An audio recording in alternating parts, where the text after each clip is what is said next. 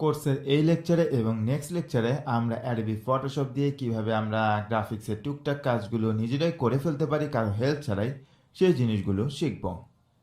এখন আপনি হয়তো ভাবতে পারেন যে ডিজিটাল মার্কেটিংয়ের এই কোর্সে কেন আমি ফটোশপ আপনাদেরকে শিখাচ্ছি।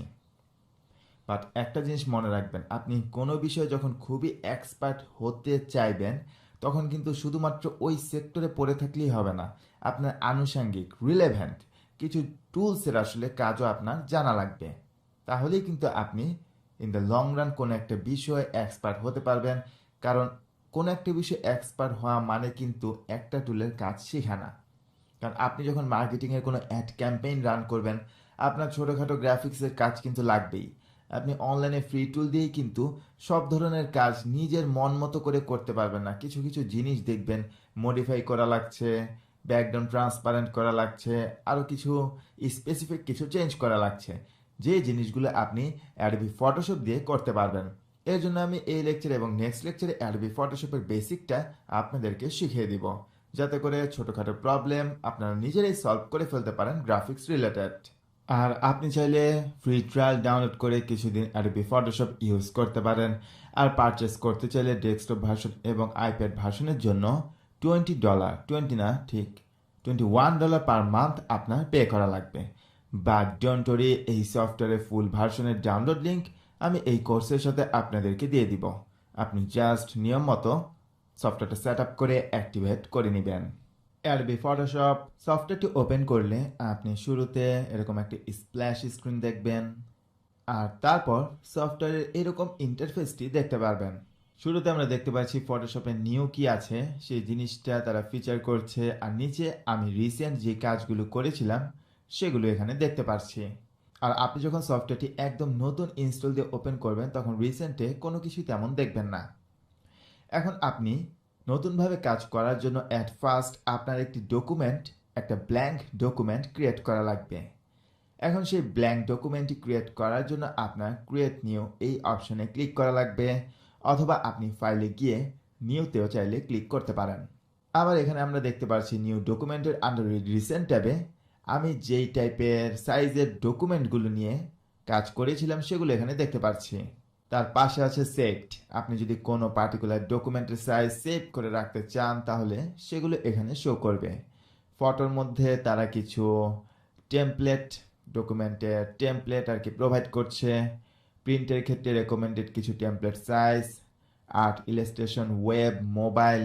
আপনি যদি লেটসে আইফোনের জন্য কোনো কিছু ডিজাইন করতে চান অথবা আইপ্যাড প্রো এর জন্য, সেই ক্ষেত্রে সেই সাইজের ডকুমেন্টগুলো আপনি চাইলে জাস্ট ওয়ান ক্লিকে ক্রিয়েট করে ফেলতে পারেন। ধরুন এই ক্ষেত্রে আমরা চাচ্ছি যে ইনস্টাগ্রামের জন্য একটা ফটো আমরা এডিট করব। আর ইনস্টাগ্রামে কিন্তু আমরা জানি, জেনে না থাকলেও জেনে রাখেন, যে ইনস্টাগ্রামে কিন্তু স্কোয়ার টাইপের ফটো বা মিডিয়াগুলোরই এঙ্গেজমেন্ট তুলনামূলক বেশি হয়। এখন সেই ক্ষেত্রে আপনি যদি কাস্টমাইজ একটা ডকুমেন্ট আপনার নিজের মতো হাইট এবং উইডথ দিয়ে ক্রিয়েট করতে চান, সেই ক্ষেত্রে এই সাইডে দেখবেন বেশ কিছু অপশনস আছে। ফার্স্টে আমাদের এই ফটোশপ ডকুমেন্টের একটা টাইটেল দিতে হবে। এখানে আমি দিয়ে দিলাম ডেমো, তারপর হচ্ছে উইথ। এখন আপনি যদি চান বড় সাইজের ডকুমেন্ট ক্রিয়েট করতে, সেই ক্ষেত্রে এখানে সাইজটা বড় এবং হাইটটা সেই অনুসারে দিবেন। আর এই জায়গায় দেখবেন ডিফল্টভাবে পিক্সেলস সেট করা আছে। এখন আপনি যদি চান ডকুমেন্টের সাইজটা ইঞ্চিতে, সেই ক্ষেত্রে ইঞ্চিস চুজ করবেন। চাইলে সেন্টিমিটারে, মিলিমিটারেও চাইলে সেট করতে পারেন, বাট আমি পিক্সেলটাই প্রেফার করি, কারণ অনলাইনে সব কিছুর সাইজই মূলত আমরা পিক্সেলই দেখতে পারি। এখন এইখানে লেটসে আমি দিয়ে দিলাম উইথ হবে 1000 আর হাইটও হবে 1000। আর রেজুলেশন আমি নর্মালি 300 চুজ করি, আপনি চাইলে 150ও দিতে পারেন, অথবা ডিফল্ট যেটা থাকবে সেটা দিলেও তেমন কোনো সমস্যা নেই। তারপর কালার মোড RGB আমি চুজ করলাম। RGB হচ্ছে কালারফুল ইমেজ নিয়ে আপনি কাজ করতে পারবেন। আপনি হাই রেজুলেশনের কালার নিয়ে কাজ করতে চাইলে 32 বিট দিতে পারেন। তারপর আপনার ডকুমেন্টের কালারটা কি হবে আপনি চাইলে এখান থেকে সেট করে দিতে পারেন। আমি যেমন এই ক্ষেত্রে ব্ল্যাক করে দিলাম। তারপর ব্যাকগ্রাউন্ড, এই ড্রপডাউনেও আপনি চাইলে খুব ফাস্টার ওয়েতে ব্যাকগ্রাউন্ড কালার চুজ করতে পারেন, বাট আমরা তো এখান থেকেই ব্ল্যাকটা চুজ করে ফেললাম। সেই ক্ষেত্রে এখান থেকে আমাদের আর কোনো কিছু চুজ করা লাগবে না। আপনি চাইলে এখান থেকে সরাসরি ব্ল্যাক অপশনটি চুজ করতে পারেন। তারপরের অপশনগুলো যা আছে তাই থাকবে। তারপর এখন আমি যদি ক্রিয়েটে ক্লিক করি, তাহলে দেখুন নতুন একটা ট্যাবে আমাদের এই ডকুমেন্টটি কিন্তু ক্রিয়েট হয়ে গিয়েছে। এখন আপনি যদি ফটোশপ ইউজ করার ক্ষেত্রে একদম নতুন হয়ে থাকেন, তাহলে এই ইন্টারফেসটি আপনার কাছে খুবই কমপ্লেক্স লাগতে পারে। বাট আপনি যখন বুঝে যাবেন সব কিছু, তখন কিন্তু এই জিনিসগুলো অত বেশি কমপ্লেক্স আপনার কাছে মনে হবে না। সবার উপরের সাইডে আপনি যা দেখছেন সেগুলো হচ্ছে মেনু অপশনস। তারপর এই সাইডে যে বিভিন্ন টুল, এটাকে আপনি বলতে পারেন টুল বার। এখানে বিভিন্ন টুলের বিভিন্ন কাজ। তারপর এই সাইডে আমি প্রপার্টিস এবং অ্যাডজাস্টমেন্টের বিভিন্ন অপশনস দেখতে পাচ্ছি।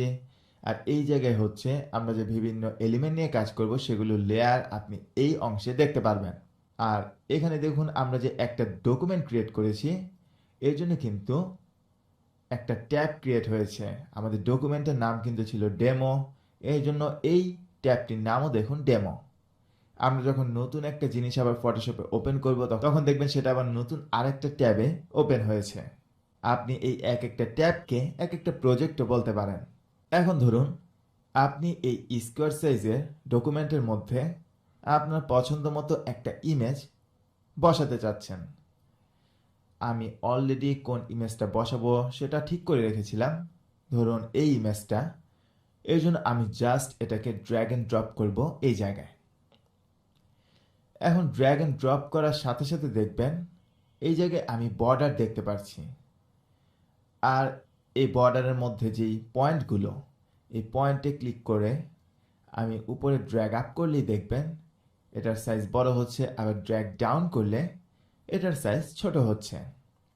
এখন আপনার যেভাবে ইচ্ছা আপনি চাইলে এটাকে বড় কিংবা ছোট করতে পারেন। আবার এই কর্নারে আপনি যদি মাউস রাখেন, তাহলে দেখবেন এটাকেও চাইলে আপনি এইভাবে বড় ছোট করতে পারছেন। আর আপনি যদি চান যে এটাকে আপনার ইচ্ছা মতো এটার সাইজটাকে সেট করবেন, সেই ক্ষেত্রে আপনি কিবোর্ড থেকে শিফট প্রেস করে যদি এটাকে মুভ করেন এই কর্নারে মাউসটা রেখে, তাহলে দেখবেন এটা আপনি যেভাবে ড্র্যাগ আপ ড্র্যাগ ডাউন বা সাইডে বামে নিচ্ছেন, এই ইমেজের সাইজও কিন্তু সেভাবে পরিবর্তন হচ্ছে। এখন আমি আসলে এইভাবে রিসাইজ করতে চাচ্ছি না, তাই আমি এটা রেশিওটা সমান রেখেই এই জায়গায় এটাকে জাস্ট বসিয়ে দিব।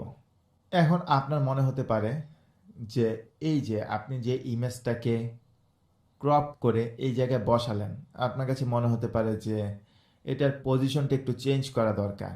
সেই ক্ষেত্রে আপনি মুভ টুলটা সিলেক্ট করবেন। সিলেক্ট করার পর এই অপশনে ক্লিক করলেই দেখবেন আপনি এটাকে মুভ করতে পারছেন। আর এই পাশে যে লেয়ার প্যানেল, এখানে দেখবেন আমরা শুরুতে যেই ডকুমেন্টে ক্রিয়েট করেছিলাম ব্ল্যাক কালারের, সেটা ব্যাকগ্রাউন্ড হিসেবে রয়েছে। আর এই জায়গায় আমরা যে মাত্র ইমেজটা ড্র্যাগ করলাম, সেটা নতুন একটা লেয়ারে এই ইমেজটা কিন্তু অ্যাড হয়েছে। এখন আপনি যদি এরকমভাবে দেখতে চান, ইমেজটা না থাকলে কীরকমভাবে দেখতে পারতেন আপনি ডকুমেন্টটা, এটা যদি দেখতে চান সেই ক্ষেত্রে আই আইকনটাকে ডিসেবল করে দিবেন ক্লিক করে, তাহলে দেখবেন এই ইমেজটা হাইড হয়ে গিয়েছে। আবার যদি আপনি এটাকে শো করাতে চান, তাহলে আবার এই অপশনে ক্লিক করবেন। অলরাইট, এখন এই মুহূর্তে আপনি যদি চান এই ইমেজটার সাইজ আরো বড় করবেন, সেই ক্ষেত্রে আপনি দেখুন এই মুভ টুল দিয়ে আমরা কিন্তু শুধুমাত্র এটাকে মুভ করতে পারছি। এখন আপনি যদি এটাকে এখন বড় ছোট আবার করতে চান, সেই ক্ষেত্রে আপনার ইউজ করা লাগবে ট্রান্সফর্ম টুল। এর জন্য কিবোর্ড থেকে আপনার প্রেস করা লাগবে কন্ট্রোল টি। কন্ট্রোল টি এই লেয়ার মানে এই ইমেজ লেয়ার সিলেক্ট থাকা অবস্থায় কন্ট্রোল টি যখন আপনি প্রেস করবেন, তখন দেখবেন এই সম্পূর্ণ ইমেজটি আবার সিলেক্ট হয়ে গিয়েছে। আপনি সেখান থেকে এটাকে আবার চাইলে রিসাইজ করে আপনার পছন্দ মতো আর কি আপনার ডকুমেন্টে সেট করতে পারবেন। তারপর সবার শেষে দেখুন একটা টুল আছে এখানে, একটা ম্যাগনিফাইং গ্লাস। এটা হচ্ছে জুম টুল। এখানে দেখুন আমি যখন এই টুলটা সিলেক্ট করলাম, বাই ডিফল্ট এখানে জুম হবে, এই জন্য আমি প্লাস আইকন কিন্তু দেখতে পাচ্ছি। এখন আমি যদি একটা ক্লিক করি, তাহলে দেখুন আবার যদি ক্লিক করি, এটা কিন্তু জুম হয়ে যাচ্ছে। আপনি আবার যদি এখান থেকে জুম আউট অবস্থায় যেতে চান, সেই ক্ষেত্রে এখানে দেখবেন এই টুলটা যখনই আমি সিলেক্ট করব তখন দুইটা অপশন এখানে দেখতে পাচ্ছি, একটা প্লাস একটা মাইনাস। আপনি জুম আউট করতে চাইলে এই মাইনাস আইকনে ক্লিক করে এখানে ক্লিক করবেন ডকুমেন্টে, তাহলেই দেখবেন এটা আবার জুম আউট হয়ে গিয়েছে। অনেক সময় অনেক রকম কাজ করার ক্ষেত্রে জুম ইন বা জুম আউট করার প্রয়োজন হতে পারে। সূক্ষ্ম কোনো কাজ করার ক্ষেত্রে সেই ক্ষেত্রে আপনি এই জুম টুলটি ইউজ করতে পারেন। তারপর এখানে আরেকটা ইম্পর্টেন্ট টুল হচ্ছে ক্রপ টুল। এখন হতে পারে আপনি এরকম একটা ইমেজ নিয়ে বা এমন সাইজের একটা ডকুমেন্ট ক্রিয়েট করে ফেলেছেন যেটার সাইজটা আসলে একটু বড় হয়ে গিয়েছে। এখন আপনি যদি চান এটাকে ক্রপ করতে, তাহলে জাস্ট এই ক্রপ টুলটা সিলেক্ট করবেন, আর সিলেক্ট করলে আপনি এখানে দেখতে পারবেন আপনি চাইলেই কিন্তু এটাকে বাড়াতে বা কমাতে পারছেন। ক্রপ দিয়ে যে শুধুমাত্র ক্রপই করা যাবে তা কিন্তু না, আপনি চাইলে কিন্তু এটাকে ইনক্রিজও করতে পারবেন। কারণ আমাদের যে ইমেজ লেয়ারটা, সেই ইমেজের সাইজটা কিন্তু বড়, তাই আপনি এই অনুসারে এটাকে ক্রপ যেমন করতে পারবেন। আমি যদি এখন ওকে করে দিই তাহলে দেখবেন ক্রপ হয়ে গিয়েছে। এখন আপনি যদি চান এটাকে আবার আগের অবস্থায় নিয়ে আসার পর আপনার ইচ্ছা মতো এটার সাইজটা ক্রপ করবেন অথবা বাড়াবেন, সেই ক্ষেত্রে আপনি এই অবস্থা থেকে আগের অবস্থায় যেতে চাইলে কন্ট্রোল জেড প্রেস করা লাগবে।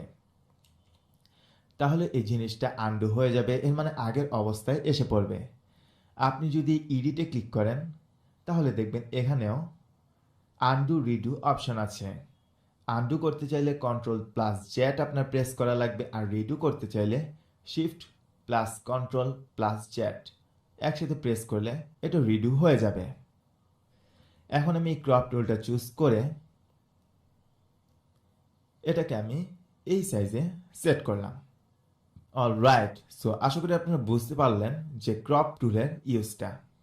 এখন আরেকটা জিনিস আপনি জেনে খুশি হবেন যে আপনি কিন্তু ফটোশপ দিয়ে চাইলে খুব সহজে মুখের স্পটও রিমুভ করে ফেলতে পারবেন।